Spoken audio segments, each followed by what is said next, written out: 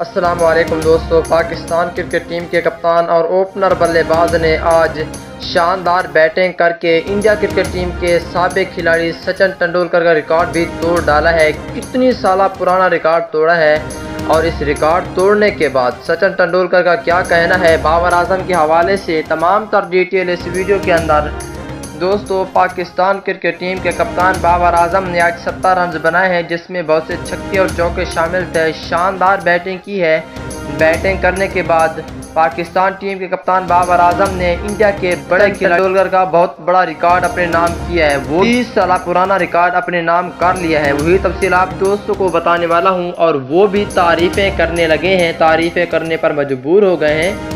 आप भी एक प्यारा सा कमेंट्स लाजमी करें पाकिस्तान टीम के कप्तान बाबर आजम के हवाले से।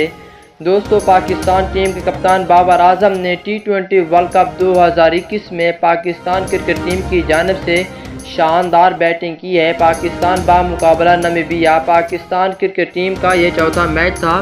इस मैच में शानदार बैटिंग करके इंडिया के बड़े खिलाड़ी सचिन तेंदुलकर का रिकॉर्ड अपने नाम कर लिया है, जो कि 30 साल पुराना रिकॉर्ड था, वही तोड़ दिया है। और उसने ये बयान जारी किया है कि मुझे उम्मीद नहीं थी कि ये रिकॉर्ड बाबर आजम तोड़ेगा, लेकिन आज बाबर आजम ने मेरा 30 साल पुराना रिकॉर्ड तोड़ डाला है।